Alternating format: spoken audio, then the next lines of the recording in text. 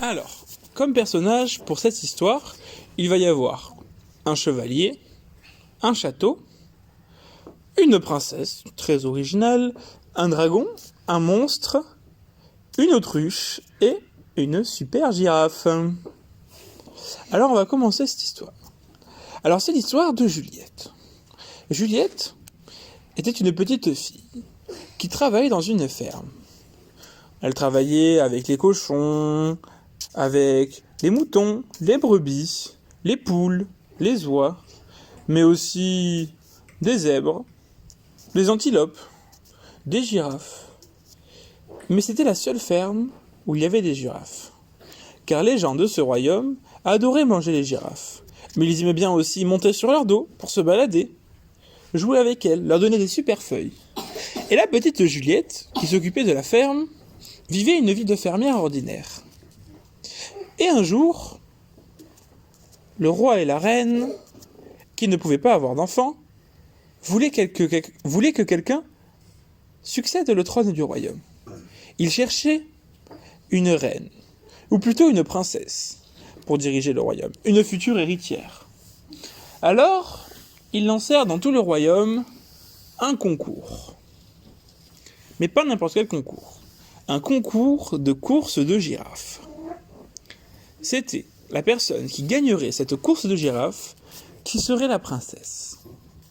Alors toutes les jeunes filles du royaume s'entraînèrent aux courses de girafes.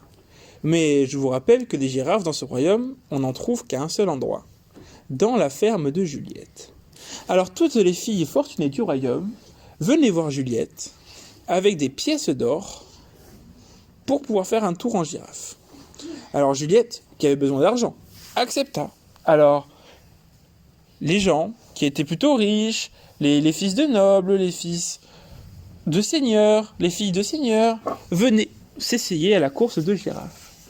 Alors Juliette leur montrait comment faire, car Juliette, depuis qu'elle était toute petite, elle savait faire de la girafe avant même de savoir marcher.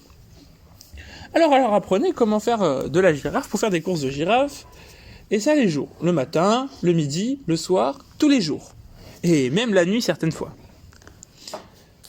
Et une semaine avant le début de la course officielle pour être la future princesse du royaume, Juliette eut une idée. Et si jamais j'essayais d'être princesse moi aussi, car après tout, c'est moi qui apprends aux gens à faire de la girafe. Et c'est moi qui, dans tout le royaume, en fais depuis toujours. Je suis donc normalement la meilleure. Alors Juliette essaye. Après chacun de ses cours, elle s'entraîne. Elle prend sa meilleure girafe, Lily la girafe, et part faire un tour. Elle passe dans les plaines, en courant, sur le dos de sa girafe. Alors quelques jours avant le départ, Lily décide d'avoir une super idée. Elle dit à toutes les filles qui viennent essayer la girafe qu'une girafe, il faut la tenir par les cornes. Alors que la girafe, il ne faut surtout pas la tenir par les cornes. Grâce à ça, toutes les filles qui viennent faire de la girafe chez Juliette vont faire l'erreur de tenir la girafe par les cornes. Et évidemment, c'est une technique pour que Juliette puisse gagner. Nous sommes le jour de la course. Le roi et la reine sont sur leur fauteuil. Ils regardent la grande piste de course de girafes. Et toutes les plus jeunes filles du royaume sont prêtes avec une girafe de course. Et la petite Juliette a sa fidèle girafe, Lily la girafe. Alors, elle chevauche sa girafe. 3, 2, 1, partez! Et elle court, et elle court, et elle court avec sa girafe. Elle encourage. Allez Lily, tu peux y arriver, t'es la meilleure des girafes. Et elles avancent. Mais les autres girafes sont aussi très rapides. C'est là que, presque arrivées à la fin, toutes les filles se souvenirent du conseil que leur avait donné Juliette, de tenir la girafe par les cornes. Alors elles mettent tous leurs mains sur les cornes et tirent. Mais oulala, une girafe, ça n'aime pas ça du tout. Alors la girafe, d'un coup de fesse, envoie les filles qui font ça tomber par terre. C'est là que Juliette est la seule qui n'a pas fait ça. et c'est la seule qui est encore sur la piste en train de courir. Toutes les autres filles se sont fait avoir et se sont fait envoyer par terre. Et évidemment, qui c'est qui gagne la course ? C'est Juliette. Juliette a gagné la course de girafe, grâce à sa ruse et à son intelligence. Alors ça fait d'elle la princesse du royaume. Juliette devient donc princesse. Ça change de la vie de fermière quand même, mais elle aime bien. Elle peut se réveiller très tard, elle peut manger tout ce qu'elle veut, elle peut jouer à tous les sports, et elle a surtout un très très grand jardin pour ses girafes. Mais c'est pas tout. Vu qu'une princesse, ça a beaucoup d'argent, Juliette veut réaliser un de ses rêves. Depuis toute petite, elle chevauche des girafes, mais maintenant, Juliette a un nouveau rêve. Elle veut trouver un prince. Car maintenant qu'elle est princesse, il lui faut un prince pour avoir après d'autres enfants et pouvoir perpétuer la lignée. Mais bon, elle ne veut pas n'importe quel prince. Elle ne veut pas de quelqu'un qui ait beaucoup d'argent et juste se marier avec lui parce qu'il a de l'argent. Elle veut un chevalier fort et rigolo. Alors elle se promène et elle eut une idée. C'est en voyant une autruche passer qu'elle se dit « Mais j'ai bien fait une course de girafes, alors pourquoi pas organiser une course d'autruche ? Et le gagnant deviendrait mon prince. » Alors elle décide d'aller à la ferme des autruches et de demander si c'est possible. Elle tombe sur un garçon du même âge qu'elle. Un garçon qui s'appelle Julien. Et le petit Julien, il était très rigolo. Il la fait rire, la Juliette. Il lui fait des blagues, des compliments. Juliette est charmée. Car, rappelez-vous, elle veut un chevalier qui soit rigolo. Et devinez quoi ? Julien est aussi chevalier. Un chevalier rigolo. Mais elle a annoncé à tout le royaume qu'il fallait gagner la course d'autruche. Mais rappelez-vous, Juliette a gagné la course de girafes, car c'était elle qui tenait la ferme de girafes. Il se trouve que Julien tient aussi la ferme des autruches. Alors, Julien, qui est confiant, pense qu'il va gagner cette course. Et je vous avoue que moi aussi, je pense qu'il va la gagner, cette course. Alors il se prépare, Julien, et tous les jours, les gens, enfin en tout cas les garçons du royaume, les jeunes garçons du royaume, viennent le voir. Il lui demande s'il peut les entraîner, leur apprendre comment faire, car tous les jeunes hommes du royaume veulent devenir princes. Alors il le fait, et une semaine avant la course, il se dit, cette princesse, je l'aime beaucoup. Peut-être que je pourrais moi aussi participer, pour tenter ma chance. Alors qu'est-ce qu'il fait ? Il décide de s'entraîner. Et quelques jours avant la course, il dit à tous les jeunes garçons qui venaient s'entraîner chez lui que pour aller plus vite avec une autruche, il faut absolument la tenir par le cou. Mais c'est pas vrai. Normalement, tout bon éleveur d'autruche sait que si on tient une autruche par le cou, elle bat des ailes et elle vous envoie tomber par terre. Mais ça, les jeunes garçons qui venaient s'entraîner chez Julien ne le savaient pas. Alors Julien, qui est fier de sa ruse, attend le jour de l'épreuve. Et le jour de l'épreuve, sur la ligne de départ, tous les garçons sont prêts à partir. 3, 2, 1, top ! Et là, les garçons partent sur leur autruche. Et ça va vite. Et dès les premiers mètres, tous qui étaient venus prendre des cours avec Julien se rappelèrent de son conseil. Tenir l'autruche par le cou.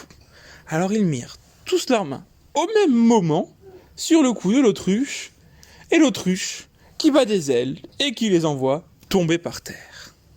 Julien est le seul qui ne l'a pas fait, car c'était une ruse. Qu'est-ce qu'il est malin. Alors il finit la course, il arrive premier, et devinez quoi ? Il vient de passer prince du royaume. Maintenant que la princesse a un prince, c'est bon, tout est réglé. Ils vont pouvoir vivre heureux pour toujours dans leur château. Mais non, c'était pas sans compter un terrible événement. Un soir d'hiver, où il faisait très très froid, il neigeait et personne ne sortait tellement il faisait froid. On entend dire un bruit. Une sorte de grand rugissement. Juliette et Julien se réveillent en sursaut. Mais qu'est-ce que ça peut être? Ils jetèrent un coup d'œil à travers la fenêtre de leur chambre. Et ils virent quoi? Qu'est-ce qu'ils ont pu voir? Des flammes. Des flammes rouges, oranges, jaunes et même bleues. C'était un dragon. Un dragon géant. Il était énorme. Il faisait la taille du château. Mais comment vont-ils faire? Et ils se rappelèrent qu'ils avaient un cousin. Un cousin qui vivait très très loin du château. Mais un cousin qui était éleveur de dragons. Alors, qui de mieux qu'un éleveur de dragons pour connaître un dragon? Alors le matin, à l'aube, Julien décide de partir sans faire de bruit, tout doucement, au dos de son autruche qui va très très vite, et il décide de parcourir le royaume pour aller rejoindre ce cousin éleveur de dragons. Ils arrivent chez le cousin éleveur de dragons. Il s'appelle Clément. Et le Clément, qui est un vieux monsieur, leur dit « Ah, mais est-ce que ce dragon crachait du feu rouge, orange, jaune et aussi bleu ?» Alors, Julien lui dit « Oui, bien sûr, c'est ça. Mais comment tu le sais, Clément ?» Clément lui dit « Il y a quelques années de cela, j'avais un tout petit dragon, un bébé dragon, et il s'est enfui. Il s'est enfui un soir où il faisait très très froid, où il y avait de la neige, et où personne n'osait sortir. Il faisait tellement froid que j'ai pas pu partir aller le chercher. Il faisait trop froid. Alors depuis ce jour, ce bébé dragon est parti et je ne l'ai plus jamais revu. Mais ça doit faire quelques années. Il a dû bien grandir. À mon avis, c'est lui. » Alors Julien lui dit « Oui, mais je veux bien, mais comment faire pour l'arrêter dans ce cas-là? Je n'ai pas envie de le tuer, c'est quand même un dragon, et ça me ferait de la peine. Alors comment faire ?»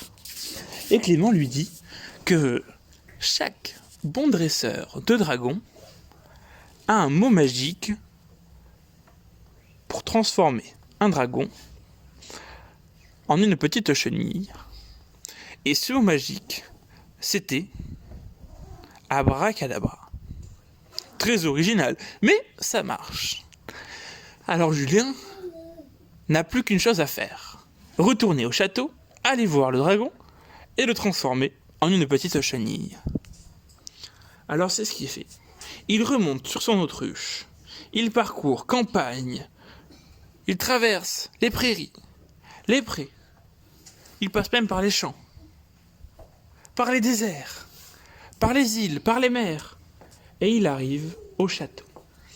Et là, le dragon est toujours là. Il crache son feu, rouge, jaune, orange et même bleu. Les gens ont peur. Il fait toujours très très très très froid, mais le dragon fait peur aux gens. Alors, Julien décide de monter sur le toit du château, là où le dragon s'est installé. Il va voir le dragon, il lui dit « Dragon, écoute-moi, j'ai quelque chose à te dire. Si tu ne veux pas partir, je te transformerai en chenille. » Et le dragon répondit « Mais j'ai toujours rêvé d'être une chenille. Je ne pouvais pas demander mieux. » Alors Julien dit « Abracadabra !» Et le grand dragon qui crachait du feu, rouge, orange, jaune et bleu, se transforma en toute petite rikiki chenille. Julien et Juliette prirent cette petite chenille. Ils lui firent une super maison en haut d'un arbre, avec des feuilles de salade, avec tout plein de morceaux de bois. La meilleure maison qu'une chenille puisse rêver. Et le dragon, qui était devenu une chenille, il passa le reste de sa vie dans cette petite maison, et ce fut la plus heureuse des chenilles. Quant à Julien et Juliette, nos éleveurs d'autruches et de girafes, eux aussi, passèrent le reste de leur vie dans ce château, à s'amuser à faire des courses d'autruches et de girafes, et à transformer des dragons en chenilles. Et c'est comme ça que se termine l'histoire.